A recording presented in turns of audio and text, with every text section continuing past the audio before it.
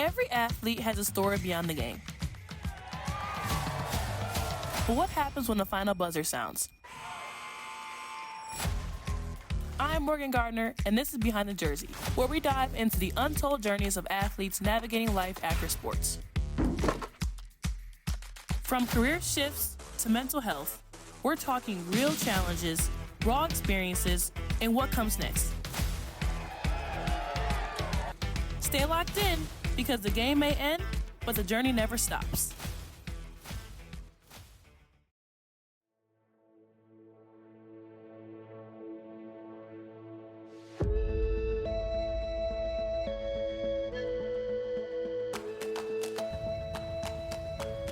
Hello everyone, welcome back to Behind the Jersey episode 3.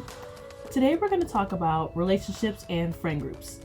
In this episode, I'll open up about how relationships and friendships shift once the game is over. From teammates who became family, to the challenge of maintaining connections off the court. I'll talk about what's changed and what hasn't since stepping away from college basketball. I will also dive into how I'm building new friendships, navigating dating, and figuring out who's really in my corner. If you're just into life beyond a team or reevaluating your social circle, this one's for you. Wow guys, I can't believe 3 episodes in. This is really crazy. I didn't think I would keep up with this and just enjoy this journey, but I really do. So I'm going to start with relationships. Now, I've never been in a relationship before or been in love. I guess given the opportunity to let myself get to that standpoint of being with somebody. I mean, my mom and my dad have been divorced since I was 4 years old. It's always just been my mom and I in the house, which is great. I love her. The only thing I know is basically just, doing stuff by myself, which I'm okay with, 100%. That's what makes me so independent right now, is because I grew up as an only child. I've never had to really depend on a male figure my entire life, if that makes sense. I guess that's how I can word it. However, I've had past situationships, a situationship that I'm not going to really go in depth about because that person might be listening to this podcast, so we'll just skip over that.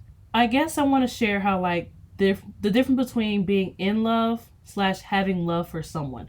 Have I ever been in love? No, but I've had love for somebody. I think I don't allow myself to get past that standpoint because I'm very personal, independent, and I don't lean on somebody else's feelings or emotions to get myself through my whole day or my career or my journey.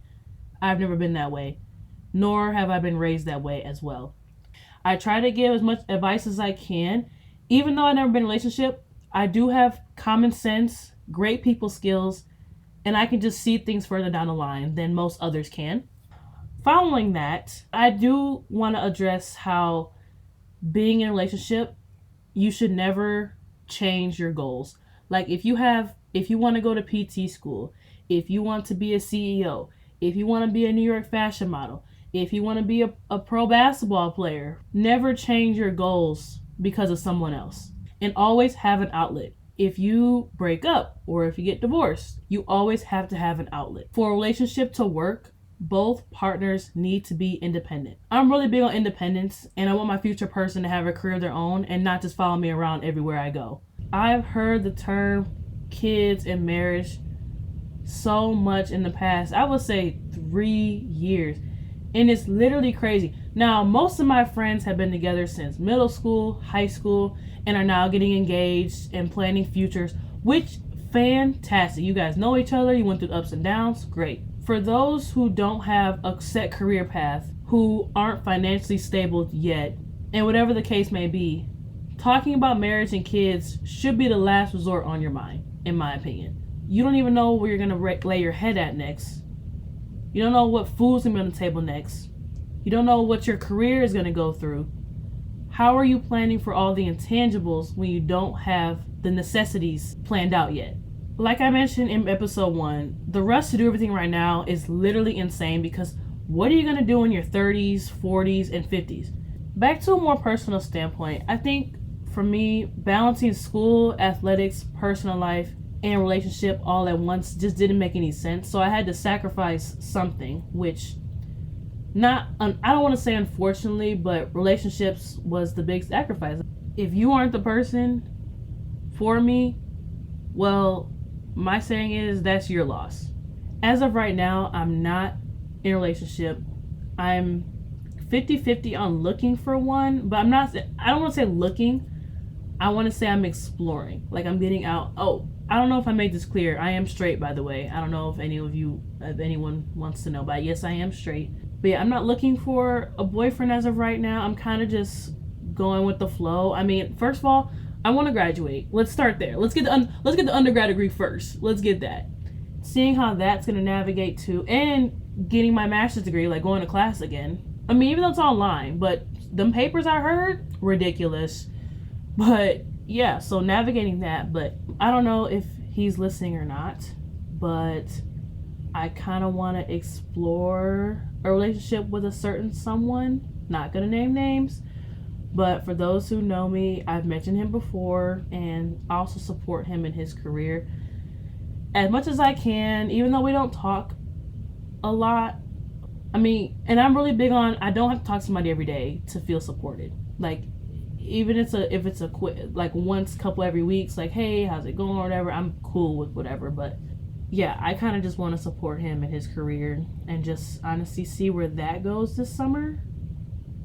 I guess my standpoint for those who are navigating relationships after college basketball or just sports in general, it's just not resting. It's like explore the dating world, get out there, go on the trips, go on dates, meet someone new every day. Now, I have a lot of friends who play sports and a lot of friends who don't play sports and a lot of work friends, but I feel like my whole friendship group, my friendship circle, we kind of all balance each other out.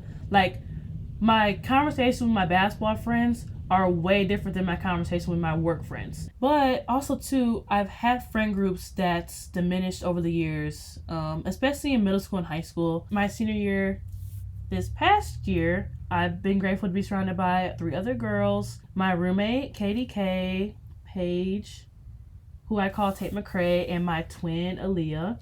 Those 3 girls right there, like I said, they made my senior year a memorable one, and a memorable one because of the memories, laughs, and countless hours of spending time with each other. I can't even begin to thank them for supporting me. I can't even begin to express how much they mean to me. And I can't wait to see them thrive in their new careers, their new livelihoods, and etc. Shout out to my girl Leah. You're a baddie alert. Yeah, I can't even, there aren't enough words to explain how much these 3 girls mean to me. Back to kind of relationships, I just don't want situationships or talking stages or anything. Like I'm pretty much dating to marry, and if my boyfriend or my significant other is not on that standpoint, or whoever I meet is not on that standpoint, well, on to the next. Yeah. But I've always surrounded myself with level-headed people who have life goals, and just friends who respect me. I feel like I have a superpower of sensing when something isn't right or when I feel disrespected. That's kind of like my hidden talent. Like when people ask, like, oh my God, what's your hidden talent? That's one of them. Sensing disrespect, sensing the fakeness, sensing the sneak dissing, heavy on the sneak dissing. But I sense it. I do. I really do. But other than that, like I mentioned, I love to see my friends and besties thrive, and I'm excited to make new friends. I'm excited to explore new friendships in my workplace, and I've already made a lot of friends in both workplaces that I work at. And yeah, people have just been so great, and people have been so friendly to me, which I'm really not used to since I've been around toxicity for the past 4 years. So I'm kind of just being like, oh, okay, hey girl, hey queen, hey bestie, whatever, For anyone who's finding it hard to make friends, besides being friend groups, not playing sports, that's totally normal. Like I mentioned, 80% of my friends have either played sports, is still playing sports, or are professionals. Whatever the case may be. But yeah, you don't have to surround yourself always with athletes. Like I'm really big. My best friend Kushi, I think she stopped playing sports in high school or something like that, and we're still the best of friends. Like that doesn't. I'm not gonna drop her because she doesn't play a sport. Like that doesn't make any sense. But overall, I kind of want to leave you guys with some advice, which I always do. As far as relationships, like be clear and honest with both your partner and your friends. And misunderstandings often come with assumptions or unspoken expectations. But if something's bothering you, bring it up early before it builds into resentment. Also, maintain a separate time for friends and your relationships. It's important to nurture both without one consuming the other, and don't overshare private relationship details with your friend group unless it's something you both agree is okay. Protect your peace. I feel like the past 3 months, that's all I've been prioritizing is my peace. I don't care if we've been friends for 3 years. I don't care if we've been friends for 4 years. I don't care if we've been friends since middle school, high school, shoot, elementary school. I really don't care at this. I really don't. Like from the bottom of my heart, I really don't care. I'm protecting my peace. Bottom line, that's all I have to say. Well, guys, it's come to an end. I'm kind of upset about how this is pretty much a wrap on this episode. Like I've had so much fun talking to you guys, and I love when you guys listen to my podcast and respond back to me on social media, because it helps me realize if people are listening to it, if people are understanding the message behind my podcast. As I get ready to graduate and this semester comes to a close, I'm feeling a mix of gratitude, excitement, and honestly, a little bit of exhaustion. Creating this podcast has been such a meaningful outlet for me, and like I said, sharing stories, reflecting on real transitions, and connecting with you all.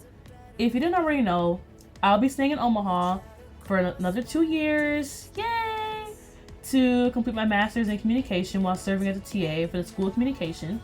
I'm looking forward to this next chapter, but with that comes the need to take a step back for a little bit. So I decided to take a break from the podcast, and it's time to just pause, recharge, and give myself space to grow in new ways. Yeah, I really feel like, graduating and moving into a new apartment and jump-starting my TA career, figuring out my master's degree and everything, I kind of just want to put this podcast on pause. The next time I'll be touching a court of basketball, I will be sideline reporting on ESPN or on TNT. Like I said, this isn't goodbye forever. It's just a see you later. But with that being said, take care, stay true to yourself, and keep showing up for the life you want. Like I mentioned before, I'll be back when the time feels right.